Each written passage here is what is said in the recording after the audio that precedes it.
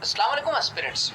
Last video में हम बात कर रहे थे कि क्या कश्मीर का मामला हमेशा के लिए ख़त्म हो गया है और क्या पाकिस्तान जो है वो अब कभी इंडियन ऑक्युपाइड कश्मीर या जो है जो कश्मीर इंडिया के पास है क्या पाकिस्तान कभी हासिल कर सकेगा। अब इंटरेस्टिंगली उसी टॉपिक की कंटिन्यूएंस में हमने देखा कि जब उड़ी अटैक हुआ तो उड़ी अटैक के बाद इंडिया ने ये ड्रामा रचाया कि हमने पाकिस्तान के अंदर आज़ाद जम्मू एंड कश्मीर में दाखिल होकर एक सर्जिकल स्ट्राइक्स करी होगी। इंडिया का क्लेम ये था कि हमने ये सितंबर जो है वो 2016 में ये काम किया।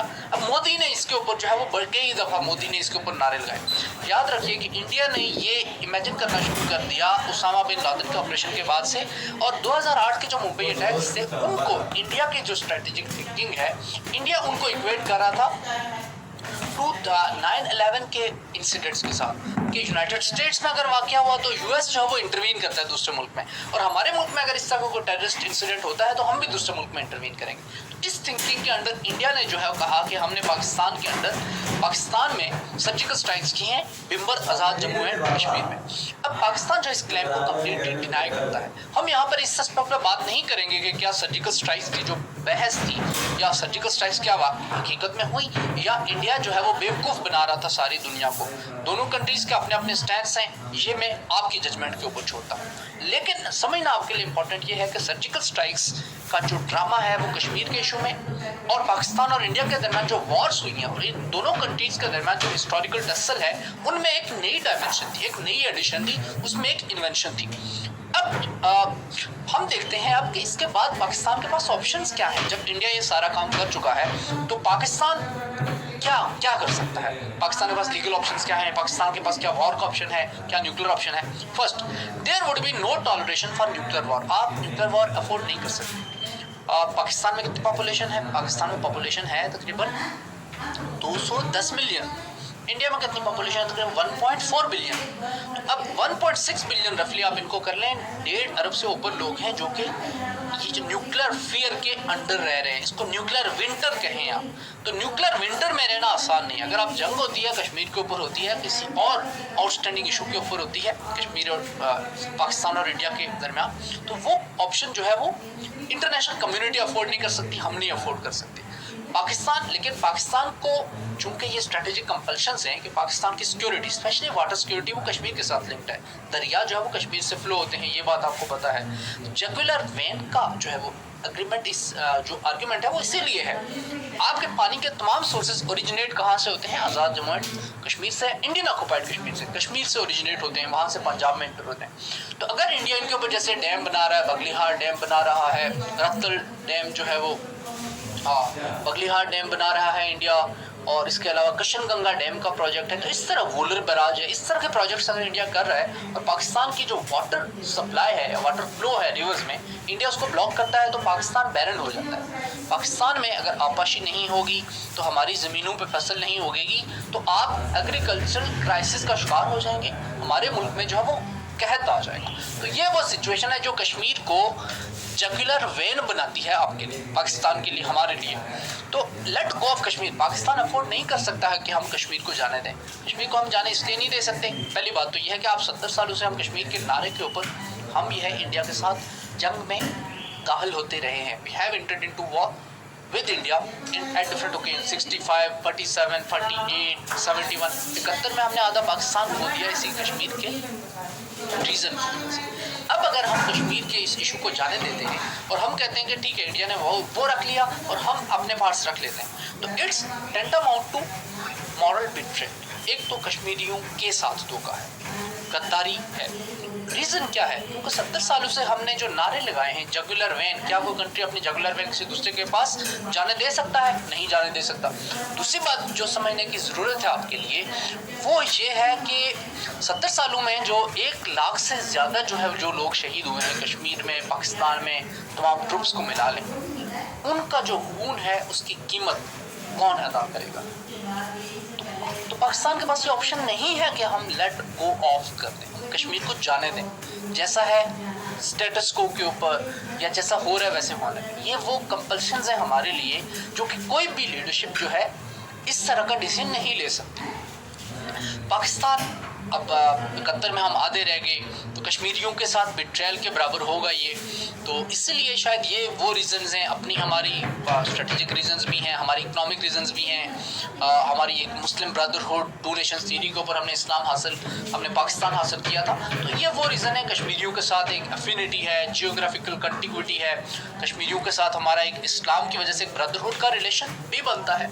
ये वो रीज़न है जिसकी वजह से हम कश्मीरियों को सपोर्ट करते रहे, पाकिस्तान सपोर्ट करता है। अब पाकिस्तान जो है वो करतारपुर डिप्लोमेसी, अभिनंदन को छोड़ना, करतारपुर कॉरिडोर को बनाना, इंडिया के साथ टाइम एंड अगेन रिलेशंस को नॉर्मलाइज करने की कोशिश, वजह यही है because Pakistan knows that from an economic perspective we are in a fix. जब फिक्स में है तो हम अफोर्ड नहीं कर सकते वॉर विद इंडिया। तो करतारपुर डिप्लोमेसी हमने कोशिश की इंडिया के साथ रिलेशन को नॉर्मलाइज कर सकें। पाकिस्तान जो है वो यूरोप में और यूके में अपने डायस्पोरा को इंगेज करके कश्मीर इशू को इंटरनेशनलाइज करने की कोशिश कर सकता है। आप इंटरनेशनलाइज करेंगे, इंटरनेशनल कम्युनिटी प्रेशर लगाएगी तो इंडिया जो है वो इंडिया को फोर्स किया जाएगा कि वो अपने डिसीजन को रिवर्स करे। पाकिस्तान को जो है अपनी नेशनल आउटलुक को चेंज करना पड़ेगा। I think short term response की बजाय हमें लॉन्ग टर्म रिस्पॉन्स पे देखना चाहिए। हमें इस बात को देखना चाहिए कि अगर हम इकोनॉमिक पर्सपेक्टिव से इतना डेवलप कर लेते हैं खुद को और हमारी सोशल डेवलपमेंट की पॉलिसीज इतनी स्ट्रांग हो कि 15 साल के बाद पाकिस्तान एक बहुत बड़ी इकॉनमी बन जाए सपोजिटली, और इंडिया के साथ हमारी ट्रेड का एंगल इतना स्ट्रांग हो जाए कि जिस तरह से आपने देखा कि बहुत सारे कंट्रीज़ हैं दुनिया में जिन्होंने ट्रेड की कंसिडरेशंस की वजह से अपने जो म्यूचुअल कॉन्फ्लिक्ट्स है, बायलैटरल कॉन्फ्लिक्ट्स उनको रिजॉल्व कर दिया है। आसियान कंट्रीज़ इसकी मिसाल, ईस्ट एशियन कंट्रीज़ की बात करें, इसी तरह से पाकिस्तान और इंडिया भी कर सकते हैं। ये एक ऑप्शन है पाकिस्तान का। एक और एलिमेंट जो है इसको देखने का ये है कि पाकिस्तान के पास रिस्क फ्री ऑप्शंस कोई भी नहीं है, फ्री लंच नहीं है। कश्मीर को हासिल करना है तो कीमत तो अदा करनी पड़ेगी। 70 सालों से हम कीमत अदा कर रहे हैं और हम कितनी कीमत अदा करने के लिए तैयार हैं ये वक्त बताएगा। How far Pakistan would be willing to expand the threshold of its nuclear deterrent. क्या अब ये इम्पोर्टेंट है, पाकिस्तान के पास न्यूक्लियर वेपन्स तो हैं। अब इंडिया ने जम्मू एंड कश्मीर में, इंडियन ऑक्युपाइड कश्मीर में कर्फ्यू लगाया हुआ है। अब वो जो कर्फ्यू है आपकी नॉलेज में इजाफे के लिए बता, लद्दाख के पार्ट्स में से वो कर्फ्यू उठाया जा चुका है, बट जम्मू एंड कश्मीर में जो कश्मीर वैली का जो पार्ट है वहाँ पे अभी भी कर्फ्यू इन प्लेस है आफ्टर 4 मंथ्स। तो अब पाकिस्तान जो है, अगर फ़र्ज़ किया इंडिया जम्मू एंड कश्मीर में जेनोसाइड करता है तो क्या पाकिस्तान जो है उसको वैसे ही प्रोटेक्शन देगा जैसे आज़ाद कश्मीर को या गिलगित बल्तिस्तान को प्रोटेक्शन देता है? फ़र्ज़ किया इंडिया जो है वो आज़ाद जम्मू एंड कश्मीर के ऊपर या गिलगित बल्तिस्तान के ऊपर अटैक करता है, तो ऐसी सूरत में पाकिस्तान के पास कोई ऑप्शन नहीं होगा सिवाय जंग के ऊपर जाने के लिए। जब जंग के ऊपर जाएगा तो न्यूक्लियर ऑप्शन आपके पास टेबल पे होगा। फॉर इंस्टेंस अगर इंडिया इंटरवीन करता है और पाकिस्तान को तोड़ने की कोशिश करता है तो आपके पास सिर्फ न्यूक्लियर रिस्पॉन्स के अलावा कोई जवाब नहीं है। अब ये न्यूक्लियर रिस्पॉन्स आप किस थ्रेशोल्ड तक बढ़ा रहे हैं? क्या आप इंडियन ऑक्युपाइड कश्मीर को भी इसमें शामिल करते हैं या नहीं? ये वो डिसीजन है जो कि पाकिस्तान ने करना है। अगर पाकिस्तान ये डिक्लेयर करता है कि इंडियन ऑक्युपाइड कश्मीर में एट्रोसिटीज़ की सूरत में, वहाँ पे जेनोसाइड की सूरत में हम न्यूक्लियर ऑप्शन इस्तेमाल कर सकते हैं, तो ये बुनियादी तौर पे आप वार को एक नेक्स्ट लेवल तक या कॉन्फ्लिक्ट को एक नेक्स्ट लेवल तक एस्केलेट कर रहे हैं। ये वो इम्पोर्टेंट एस्पेक्ट है जो हमारे पास चॉइस है। अभी चॉइस किसने करनी है? ऑब्वियसली हमारी पॉलिटिकल लीडरशिप और मिलिट्री लीडरशिप ने करनी है, लेकिन हम ये करने के लिए हिम्मत रखते हैं, विल रखते हैं या नहीं, ये वक्त ही बताएगा। तो आपको नज़र आ रहा है इंटरेस्टिंगली ये दोनों कंट्रीज़ दोस्त कभी नहीं रहे, दुश्मन हैं, और दुश्मन होने की वाहिद रीज़न जो है वो कश्मीर। कश्मीर इन दोनों कंट्रीज़ की फेट तय करेगा। कश्मीर बताएगा कि पाकिस्तान का क्या होना है, इंडिया का क्या होना है। कश्मीर बताएगा कि साउथ एशिया का क्या होना है। आप अगर कश्मीर के इशू को सॉल्व करें तो कश्मीर के इशू को सॉल्व करने के लिए, रिजॉल्व करने के लिए बहुत सारे सोल्यूशंस दिए गए हैं। I would recommend you guys, आप सीएसएस की तैयारी कर रहे हैं तो आपको डिफरेंट कश्मीर के इशू को सॉल्व करने के लिए जो हिस्टोरिकल पर्सपेक्टिव में डिफरेंट सोल्यूशंस दिए गए हैं। मसलन एक जो है वो डिक्सन प्लान आया था। डिक्सन प्लान को आप देख सकते हैं। डिक्सन प्लान में लद्दाख वगैरह या उसमें रीजनल प्लेबिसिट की बात की गई थी कि डिफरेंट रीजन्स में प्लेबिसिट हो और जो रीजन जिस मुल्क के साथ जाना चाहिए, इंडिया या पाकिस्तान के साथ, उसको उसके साथ जाना चाहिए। डिक्सन प्लान है एक चुनाव फार्मूला है कि चुनाव रिवर के अलॉन्ग जो है वो चुनाव से उस तरफ, चुनाव से ईस्ट में इंडिया को दे दिया जाए, चुनाव से वेस्ट में पाकिस्तान को दे दिया जाए। कौन सा सोल्यूशन जो है वो आपके ख्याल में कश्मीर के लिए, पाकिस्तान के लिए और इंडिया के लिए वायबल है, फिजिबल है, ये मैं आपके विजडम पे छोड़ता हूँ। आने वाली वीडियो में हम बात करेंगे कश्मीर के लीगल स्टेटस के ऊपर, शिमला अकॉर्ड के ऊपर, शिमला एग्रीमेंट के ऊपर, हम बात करेंगे लाहौर समिट की डिक्लेरेशन के ऊपर, और हम बात करेंगे इंटरनेशनल लॉ के डिफरेंट पर्सपेक्टिव्स के ऊपर।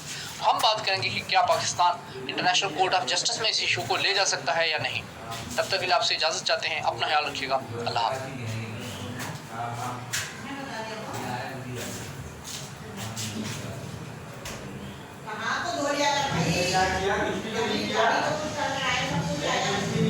अस्सलाम वालेकुम स्टूडेंट्स। कश्मीर इशू में एक आपने एस्पेक्ट देखा कि आर्टिकल 370 और आर्टिकल 35A की रेवोकेशन एक ऐसा एस्पेक्ट है जो पूछा जा सकता है। जो दूसरा एस्पेक्ट है वो ये पूछा जा सकता है कि इससे कश्मीर के कॉन्स्टिट्यूशनल स्टेटस के ऊपर क्या फ़र्क पड़ा, उसके इंटरनेशनल स्टेटस के ऊपर फ़र्क पड़ा, क्या पाकिस्तान और इंडिया के दरमियान जो पहले से म्यूचुअल सेटलमेंट्स या म्यूचुअल एग्रीमेंट्स थे कश्मीर से मुतल्लिक, उनके स्टेटस के ऊपर फ़र्क क्या पड़ा, और पाकिस्तान का रिस्पॉन्स क्या होना चाहिए। ये आप जैसे कि देख सकते हैं, ये ऐसे एस्पेक्ट हैं जिनमें से कोई भी एस्पेक्ट आपसे CSS में करंट अफेयर्स के पेपर में पूछा जा सकता है, और कश्मीर के ऊपर अगर आप इससे भी आए तो इन एस्पेक्ट्स को आप उसमें भी मेंशन कर सकते हैं। तो हम स्टार्ट करते हैं। पहली बात यह है कि क्या कश्मीर का मामला हमेशा के लिए ख़त्म हो गया है, स्पेशली पाकिस्तान के पर्सपेक्टिव से। क्या इंडिया ने कश्मीर को अपनी यूनियन में जब शामिल कर लिया है, और जब इंडिया यूनियन में शामिल होने के बाद कश्मीर जो है वो अब इंडिया की स्टेट का पार्ट है, और स्टेट का पार्ट बनने के बाद क्या पाकिस्तान का जो सारे कश्मीर के ऊपर क्लेम है, क्या उस क्लेम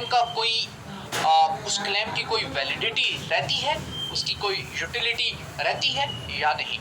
क्या कश्मीर का मामला हमेशा के लिए ख़त्म हो गया है, इस एस्पेक्ट को देखिए। First of all, fate of Kashmir जो है वो डिपेंड करती है on durability of Kashmiris resistance.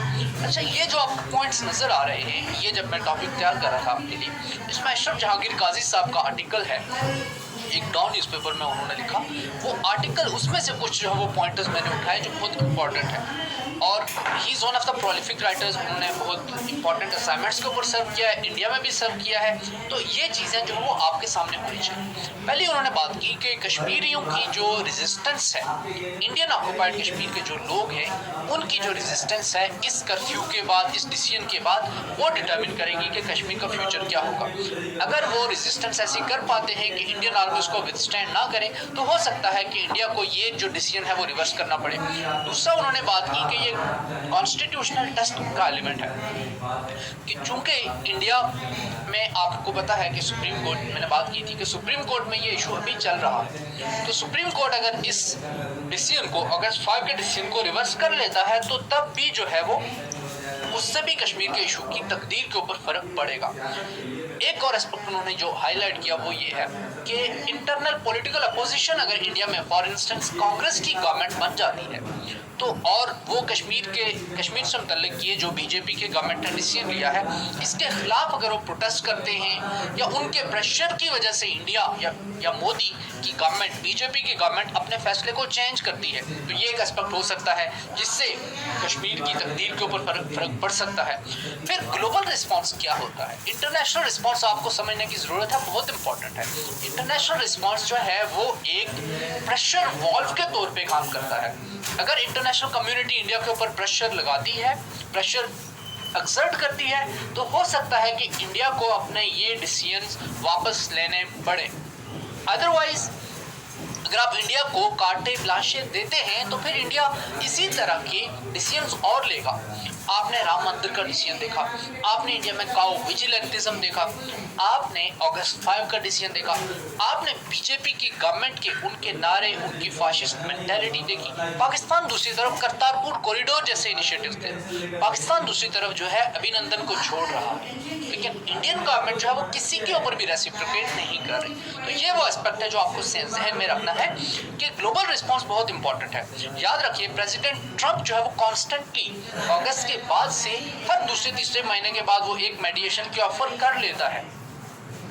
जब मोदी का टेक्सास में मोदी ने टेक्सास में और प्रेसिडेंट ट्रंप दोनों ने एड्रेस किया, तो उसके बाद भी ट्रंप ने फौरन ये बात की कि हम जो है वो पाकिस्तान और इंडिया के दरमियान कश्मीर के इशू को लेके मेडिएशन करने के लिए तैयार हैं अगर वो दोनों एग्री करते हैं। लेकिन इंडिया ने ये बेट कह ले आप, इंडिया ने ये पॉइंट कभी एक्सेप्ट नहीं किया।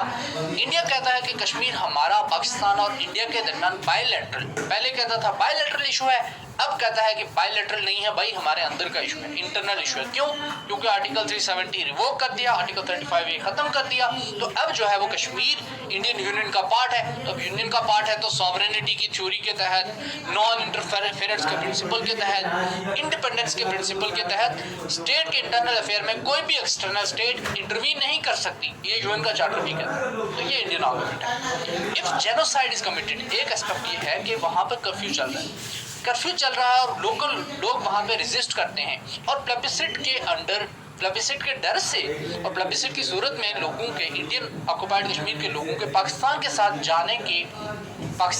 जाने का वोट देने के डर से अगर इंडिया वहां पे जेनोसाइड कमिट करता है तो फिर उसमें, और म्यांमार जैसी एक सिचुएशन आपको नजर आती है कि जिसमें मासिव रेप भी हो रहे हैं, लोगों का कत्ल किया जा रहा है, गांव के गांव, कस्बों के कस्बे जो है वो तबाह बर्बाद किए जा रहे हैं, और मुसलमानों को पुश किया जाता है इंडियन ऑक्युपाइड कश्मीर से पाकिस्तानी कश्मीर, आज़ाद कश्मीर की तरफ या पाकिस्तान के अंदर, तो फिर जो है वो जेनोसाइड कन्वेंशन अप्लाई होता है इसके ऊपर, और फिर इंटरनेशनल कम्युनिटी हो सकता है रिस्पॉन्ड करें। अब देखें ये चीज़ें 2-3 साल से हो रही हैं, ये कोई नई बात नहीं है।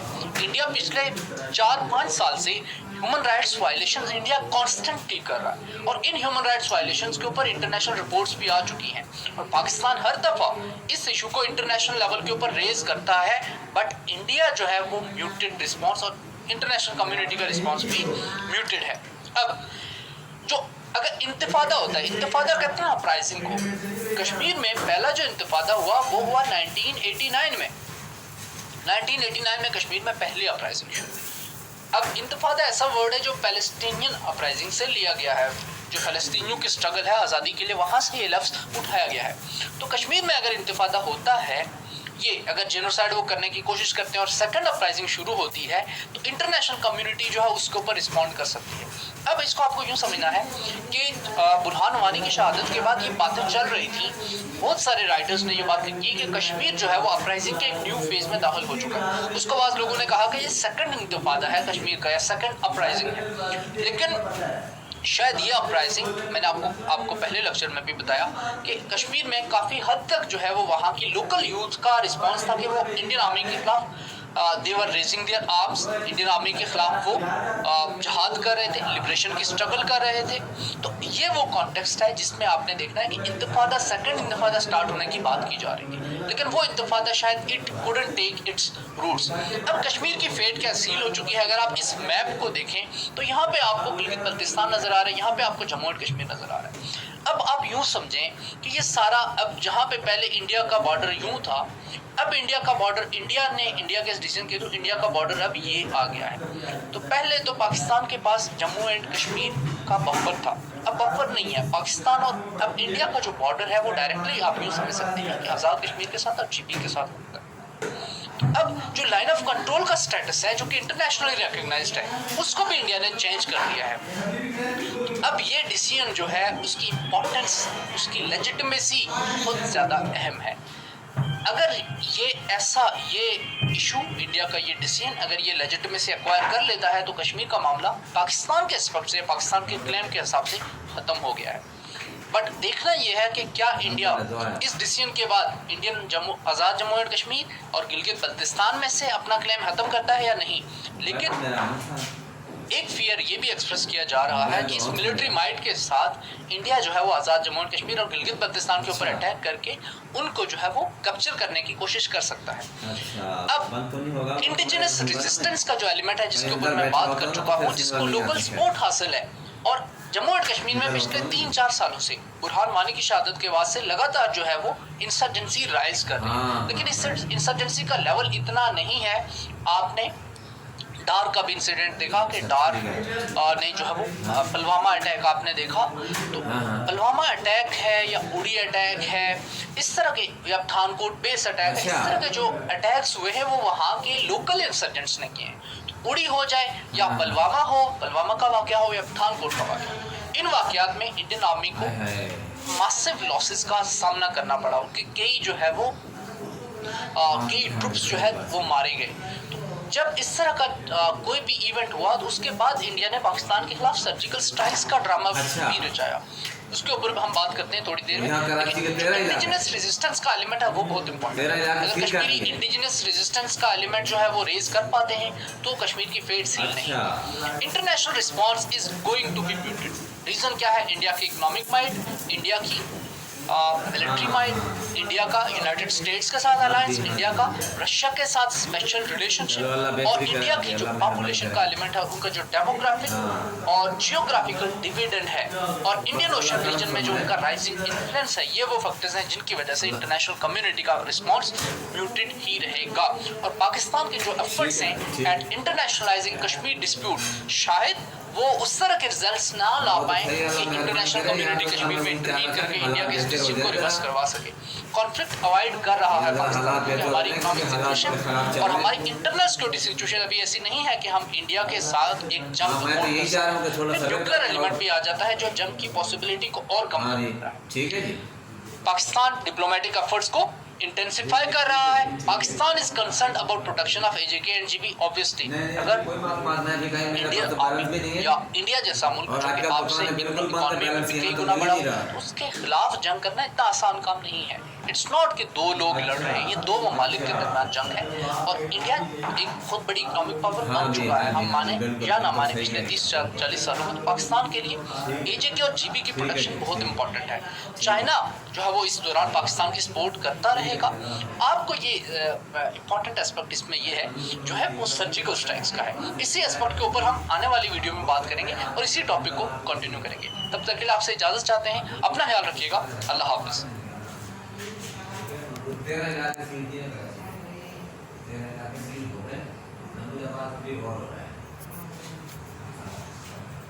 अस्सलाम वालेकुम एस्पिरेंट्स। आज के इस वीडियो में हम बात करेंगे कश्मीर के लीगल और कॉन्स्टिट्यूशनल स्टेटस में, इंटरनेशनल लॉ के स्टेटस में और पाकिस्तान और इंडिया दोनों के दरमियान जो म्यूचुअल एग्रीमेंट्स हुए हैं उनके कॉन्टेक्स्ट में। सबसे पहले हम देखते हैं कि इंटरनेशनल लॉ क्या कहता है कश्मीर के बारे में।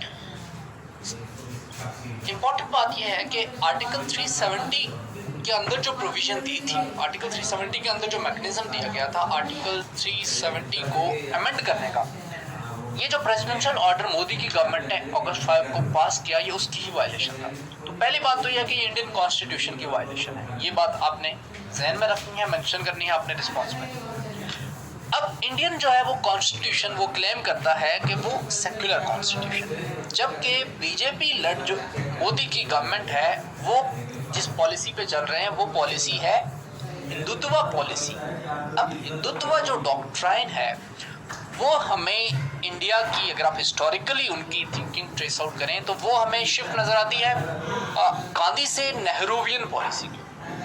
नेहरू ने जो गांधी की थिंकिंग थी, गांधी की कॉन्टिनेंटल थिंकिंग, उसको शिफ्ट कर दिया किसके ऊपर? उसको इंडियन थिंकिंग के ऊपर या हिंदुत्व के ऊपर शिफ्ट कर दिया।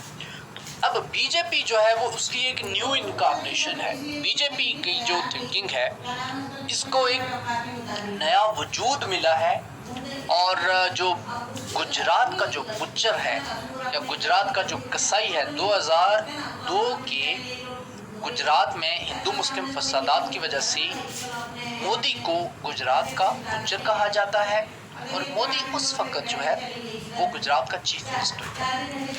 हज़ारों मुसलमानों को ज़बह किया गया। उस दौरान मोदी की गवर्नमेंट खामोश स्पेक्टेटर बन के थी। ये वो थिंकिंग है जिसकी वजह से prime minister of Pakistan Imran Khan time and again कहता है कि इंडिया जो है वो एक नाजी इंडिया है और फाशिस्ट इंडिया है। और बीजेपी की डॉक्ट्राइन्स की टाइम एंड अगेन हमारा प्राइम मिनिस्टर रेफर करता है, पाकिस्तान रेफर करता है। रीज़न ये है because they follow Hindutva doctrines. अब डेफिनेटली हिंदुत्व डॉक्ट्राइन जो हिंदूज़ हैं उनकी प्रोमिनेंस की बात करें, वो अखंड भारत की बात करते हैं, एक ग्रेटर इंडिया की बात। उस ग्रेटर इंडिया में ऑब्वियसली पाकिस्तान भी आता है, तो ये बात आपको ध्यान रखनी है। उसमें एक एलिमेंट यह है कि तमाम जो नॉन हिंदूज़ हैं उनको ट्रांसफ़र करना है, Muslim including Muslims being the largest minority of India, उनको ट्रांसफॉर्म करना है हमने किसमें? हिंदुइज्म में, या तो कन्वर्ट करें या फिर मरें। काउ विजिलेंटिज्म को भी आपने इसी कॉन्टेक्स्ट में देखा। इंडियन सुप्रीम कोर्ट ने इससे पहले आर्टिकल 370 से मुतल्लिक बात कर रहा हूँ, इससे मुतल्लिक जो डिफरेंट इंडियन सुप्रीम कोर्ट में केसेस गए उनमें बात ये की गई कि कॉन्स्टिट्यूएंट असेंबली के एब्सेंस में जम्मू एंड कश्मीर की इस तरह के जो आर्टिकल्स में अमेंडमेंट्स हैं वो इलीगल हैं। इंटरनेशनल लॉ ये कहता है, इंटरनेशनल लॉ क्या कहता है, अब हम इसका लीगल पर्सपेक्टिव खोदने की कोशिश करते हैं।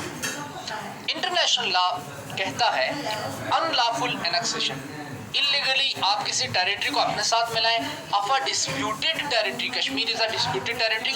ये आपको कहाँ से पता चलता है? यूएन की सिक्योरिटी काउंसिल की रेजोल्यूशन से, यूएन की जनरल असेंबली की रेजोल्यूशन से। By an occupying power, India is an occupying power, India ने ऑक्युपाई किया हुआ है जम्मू एंड कश्मीर। तो ये बात पहले आपने मेंशन करनी। दूसरी बात, contravention of UN resolutions on Kashmir, specially UN resolution जो रेजोल्यूशन 47 है उसकी ये वायलेशन। रेजोल्यूशन 47 आपके नॉलेज में इजाफे के लिए एक बात आपको बता दूं, जो यूएन सिक्योरिटी काउंसिल की रेजोल्यूशन है उसने एस्टेब्लिश किया था UN commission on India and Pakistan, और UN commission on India and Pakistan के अंडर एस्टेब्लिश किया गया था UN military observer group in India and Pakistan, जिसका मकसद था लाइन ऑफ कंट्रोल के ऊपर जो है वो इंडिया और पाकिस्तान के दरमियान स्क्रिमिशेस हैं या कॉन्फ्लिक्ट है उसको देखना, और ये देखना कि कौन लाइन ऑफ कंट्रोल के ऊपर जो पीस एग्रीमेंट है या जो सीज फायर एग्रीमेंट उसकी वायलेशन। लेकिन इंडिया ने मिलिट्री ऑब्जर्वर ग्रुप को 2014 में इंडिया से निकाल दिया, दिल्ली से निकाल दिया। ये एक आपके नॉलेज में एडिशन होगी। तो यूएन सिक्योरिटी काउंसिल की रेजोल्यूशन 47 जो है वो बात करती है बुनियादी तौर पे जो यूएन की रेजोल्यूशन है उनमें तीन इंपॉर्टेंट जो कश्मीर से मुतल्लिक हैं वो प्रोविजंस हैं। पहली बात वो बात करती हैं कि पाकिस्तान के अंदर जो आज़ाद कश्मीर है वहाँ से पाकिस्तान अपनी मिलिट्री को निकालेगा, डीमिलिटराइज करेगा।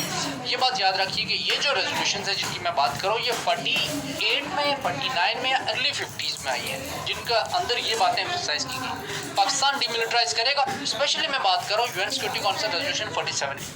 पाकिस्तान जो है वो डीमिलिटराइज करेगा, यानी कश्मीर से अपनी फौज निकालेगा।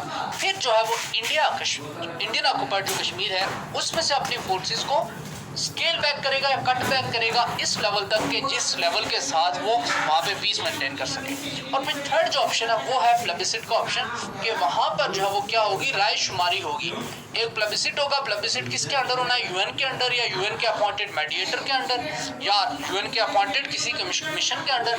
और वो प्लेबिसिट के बाद जो लोग जो भी डिसाइड करेंगे कश्मीर के लोग मेजॉरिटी के तहत फैसला होगा। अगर कश्मीरी पाकिस्तान के साथ जाने, पाकिस्तान के साथ एक्सेशन के ऊपर एग्री करते हैं तो पाकिस्तान के साथ पाकिस्तान को कश्मीर मिल जाएगा। अगर जो है वो इंडिया के साथ करते हैं तो उनको, लेकिन इंडिपेंडेंस का ऑप्शन इसमें नहीं है। तो राइट ऑफ सेल्फ डिटर्मिनेशन और कश्मीर के लिए जो इंडिपेंडेंस की बात है वो बाद में ऐड हुई। पाकिस्तान का ऑफिशियल स्टांस ये है कि हम कश्मीर को इंडिपेंडेंस, अगर कश्मीरी इंडिपेंडेंस चाहते हैं तो Pakistan is open to that idea. तो ये रेजोल्यूशन 47 का जो कॉन्टेक्स्ट है वो अपने जहन में रखना है। यूएन का चार्टर और यूएन जनरल असेंबली की रेजोल्यूशन 2625 ये प्रोहिबिट करते हैं टेरिटोरियल ऑक्यूपेशन या एग्रेंडाइजमेंट। अब इसका जो टेक्स्ट है वो आप अगर मैं आपके लिए रीड करूंगा तो आपको समझ आएगा कि इंडिया का ये जो एक्शन है वो किस तरह से हुआ है। Every state has the duty to refrain from threat और यूज ऑफ फोर्स। इंडिया की ड्यूटी है इस केस में as a means of solving international disputes. Kashmir is an international dispute in accordance with international law, including territorial disputes and problems concerning frontiers of state. तो territorial disputes, Kashmir territorial dispute है, और frontiers of state के frontiers, उससे पहले state के frontiers कहाँ तक limited थे? वो limited थे जम्मू एंड कश्मीर के और इंडिया का जो इंडियन यूनियन का जो बॉर्डर है वहाँ तक। अब इंडिया ने उसको पुश करके, इंडिया ने टेरिटरी को यूनियनाइज करने के बाद उसको लाइन ऑफ कंट्रोल तक पुश कर दिया। तो ये फ्रंटियर्स ऑफ स्टेट चेंज हो गई, इसलिए ये रेजोल्यूशन लगती है। यूएन सिक्योरिटी काउंसिल रेजोल्यूशन 122 जो है वो 1957 की है। ये नोट करती है कि any unilateral steps by India can not extinguish obligations contained in UN security council resolutions in Kashmir, और इनमें से जो है वो इंडिया ने इम्पार्शियल प्लेबिसिट भी करवाना है अंडर यूएन ऑस्पाइसेस। तो इंडिया का अब इसमें देखें, ये जो रेजोल्यूशन है 122 ये बात करती है कि यूनिलैटरल स्टेप आर्टिकल 370 और 35A को रिवोक करना, क्या ये इंडिया पाकिस्तान दोनों ने मिलकर किया? नहीं, इंडिया ने किया, तो यूनिलैटरल स्टेप है। तो ये जो रेजोल्यूशन है डायरेक्टली उसके ऊपर लगती है और उसके इफेक्ट को लीगली नलीफाई करती है। So Kashmir it remains an international dispute. Pakistan और इंडिया जो है वो आर्म रेसलिंग करेंगे, देखते हैं कौन जीतता है। आप भी वेट करें और मैं भी वेट करता हूँ। अब हम शिमला एग्रीमेंट के कॉन्टेक्स्ट में इसको देखते हैं। शिमला एग्रीमेंट जो है और लाहौर समिट की डिक्लेरेशन, ये जो है वो दोनों दो डिफरेंट इवेंट्स हैं। शिमला एग्रीमेंट अगेन आता है 1972 में। पाकिस्तान 1971 की जंग हार चुका था, तब जो है वो हमारे प्रिजनर्स ऑफ वॉर इंडिया के पास थे, तो तब हमने ये शिमला एग्रीमेंट साइन किया। ये रीड करता है, इंडिया का आर्ग्यूमेंट ये है कि पहले इस डिसीजन से पहले इंडिया का आर्ग्यूमेंट ये था कि जो शिमला एग्रीमेंट है उसके अंडर जो है वो कश्मीर एक बायलैटरल इशू है। इसके टेक्स्ट के ऊपर जरा गौर करें। Pending the final settlement of any of the problems between the two countries, neither side shall unilaterally alter the situation. India ने शिमला एग्रीमेंट को वायलेट किया है because it has unilaterally attempted to change the situation, alter the situation. India cannot invoke either Shimla Agreement or Lahore Declaration to stave off third. जब India जो है वो time and again कहता है कि हमें थर्ड पार्टी मेडिएशन की ज़रूरत नहीं है, हमें प्रेसिडेंट ट्रंप की मेडिएशन की ज़रूरत नहीं है। क्यों नहीं है? बिकॉज ये बायलैटरल इशू, हम दोनों के दरमियान ये इशू।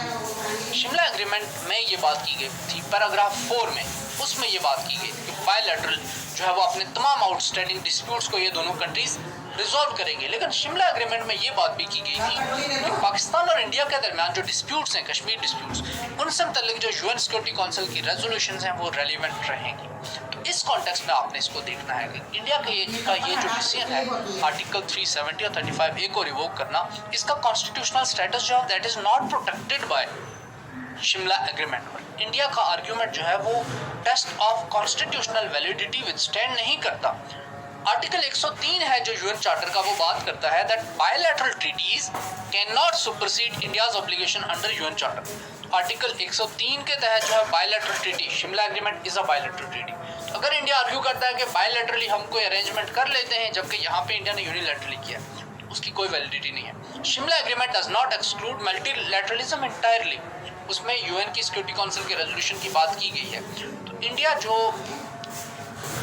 ट्रंप की मेडिएशन की ऑफर को, या अभी जैसे आपने देखा स्वीडन ने पाकिस्तान और इंडिया के दरमियान जो वो मेडिएशन की ऑफर की है, यूएन सेक्रेटरी जनरल जो है वो मेडिएशन की ऑफर कर रहे हैं। तो इन मेडिएशन की जो थर्ड पार्टी मेडिएशन के ऑफर्स हैं जो कि एक मल्टीलैटरलिज्म की जीती जागती मिसाल है, इनको जस्ट इस प्रिटेक्स्ट के ऊपर आप इग्नोर नहीं कर सकते, इंडिया इग्नोर नहीं कर सकता कि हमारे दरमियान, पाकिस्तान और इंडिया के दरमियान शिमला एग्रीमेंट रीच किया जा चुका है और इस एग्रीमेंट के होते हुए हमें थर्ड पार्टी की ज़रूरत नहीं है। This is not the situation in international law.